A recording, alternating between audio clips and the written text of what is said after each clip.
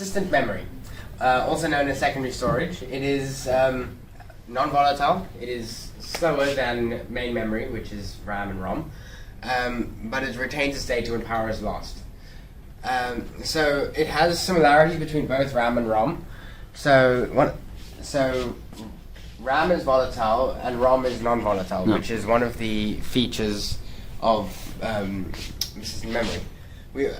But then it has also inherits one feature from RAM, which is that they can be read and written.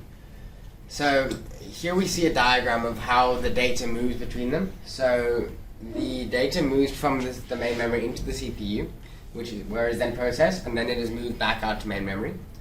And then but then while this is happening, when data isn't needed anymore, it is moved to persistent memory, which is secondary storage.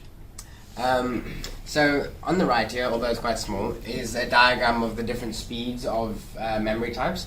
So we have CPU cache, CPU registers and cache, and then persistent memory, and the rest of them are all down here. So they're much slower than registers and cache and RAM. And then now we come to virtual memory, which is when the RAM is full, some of the data in RAM is moved to backing storage to open up space for new programs. So here's a little graphic. So for instance, if we have RAM which is full, or relatively full, and someone wants to open up a program that is bigger than that, some of the data is moved out to the backing storage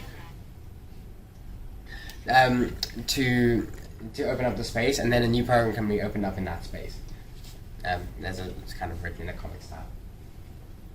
Very good. Thank you very much. What